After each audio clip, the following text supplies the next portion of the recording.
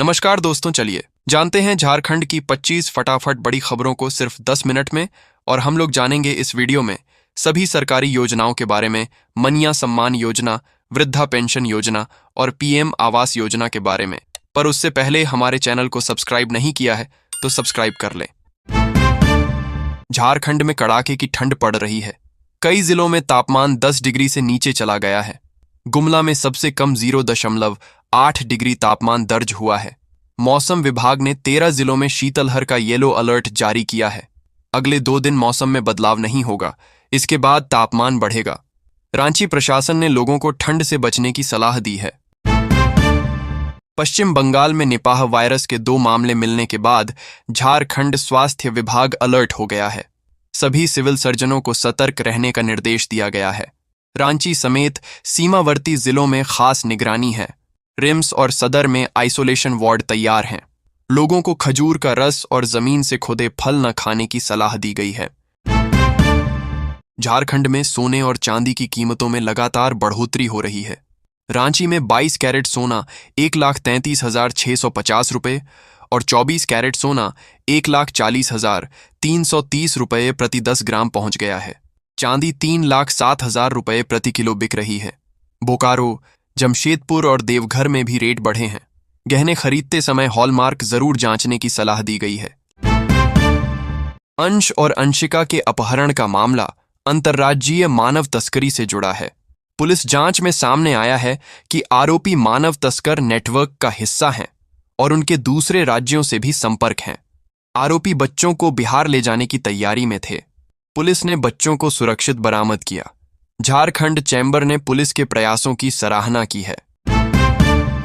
Jharkhand BJP के नए प्रदेश अध्यक्ष आदित्य साहू को बनाए गए हैं। रांची में चुनाव पदाधिकारी जुएल उरांव ने उनके निर्विरोध चुने जाने की घोषणा की। पार्टी में उत्साह का माहौल है। अर्जुन मुंडा और बाबूलाल मरांडी ने उन्हें बधाई दी।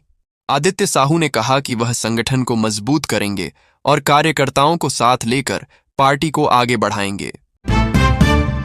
रांची में ईडी दफ्तर में क्लर्क से पूछताछ के दौरान मारपीट के मामले पर विवाद बढ़ गया है। एफआईआर के बाद पुलिस टीम ईडी कार्यालय पहुंची, जिस पर सीआईए को बुलाया गया। नेता प्रतिपक्ष बाबूलाल मरांडी ने सरकार पर गंभीर आरोप लगाए और सबूतों से छेड़छाड़ की आशंका जताई। उन्होंने पीएमओ और गृह मंत्री से ईडी दफ्तर की सुरक्षा बढ़ाने की मांग की। झारखंड हाई कोर्ट ने हेमंत सोरेन की याचिका खारिज कर दी है। उन्होंने एमपीएमएलए कोर्ट के संज्ञान को चुनौती दी थी। हाई कोर्ट ने कहा कि इस चरण पर दखल नहीं दिया जा सकता। ईडी ने समन की अनदेखी के मामले में शिकायत दर्ज की है। अब इस मामले की सुनवाई एमपीएमएलए कोर्ट में आगे चलती रहेगी। रांची के धुर्वा से गुम हुए दोनों बच्चों की बरामदगी के बाद पुलिस की भूमिका पर सवाल खड़े हो गए हैं। नेता प्रतिपक्ष बाबूलाल मरांडी ने कहा कि बच्चों को ढूंढने में पुलिस नहीं बल्कि रामगढ़ के बजरंग दल कार्यकर्ताओं की अहम भूमिका रही। उन्होंने पुलिस पर देर से कार्रवाई, नियमों की अनदेखी और अपनी पीठ थपथपाने का आरोप लगाया। जमशेदपुर के सोनारी में झारखंड कला संस्कृति मंच ने टुसु मेला आयोजित किया। ग्रामीण टुसु मूर्ति लेकर आए और ढोल नगाड़ों के साथ थिरके। मूर्तियों को सजाकर पुरस्कृत किया गया। सांसद, विधायक और कई नेता मौजूद रहे। यह पर्व झारखंड की पुरानी कला संस्कृति और भाईचारे का संदेश देता है। आयोजक इसे बचाने का संकल्प लेते हैं। रांची में मोरहाबादी मैदान में मकर संक्रांति पर नमो पतंग महोत्सव हुआ। रक्षा राज्य मंत्री संजय सेठ ने उद्घाटन किया। बच्चों को पतंग और गरीबों को कंबल, खिचड़ी बांटी गई। संजय सेठ ने भारतीय सेना की वीरता और देशभक्ति की बात कही। महोत्सव ने भाईचारा, सेवा और उत्सव का संदेश दिया। समिति और स्वयंसेवकों ने आयोजन सफल बनाया। भविष्य में भी ऐसे कार्यक्रम जारी रहेंगे। देवघर के लालगढ़ धोबी टोला में 2 गुटों में झड़प हुई। पत्थरबाजी में 5 से 6 लोग घायल हुए। पुलिस पूरे इलाके में तैनात है और गश्त कर रही है। झड़प मंदिर निर्माण के विरोध से शुरू हुई। सांसद निशिकांत दुबे और बीजेपी नेताओं ने मंत्री हाफिजुल हसन अंसारी पर आरोप लगाए।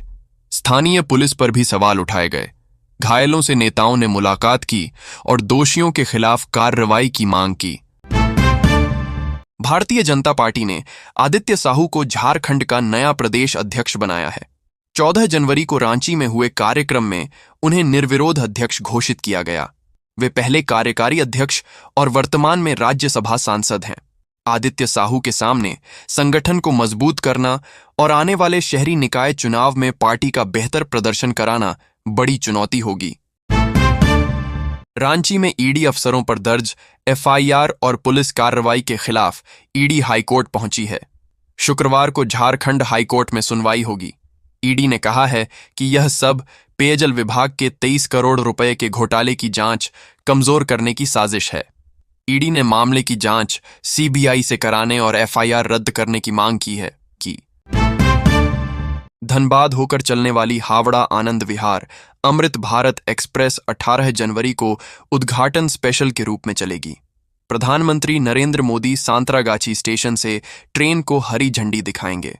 ट्रेन दोपहर 3 बजे सांतरागाछी से रवाना होगी और रात 8:55 पर धनबाद पहुंचेगी। 22 जनवरी से यह ट्रेन साप्ताहिक रूप से चलेगी। इसमें स्लीपर और जनरल कोच होंगे। दुमका नगर परिषद चुनाव की हलचल तेज हो गई है। जनवरी के अंतिम सप्ताह में अधिसूचना आने की उम्मीद है। अध्यक्ष पद पहली बार अनारक्षित हुआ है, जिससे मुकाबला कड़ा होगा। प्रत्याशी और समर्थक सक्रिय हैं। लोगों को स्थानीय सरकार का इंतजार है।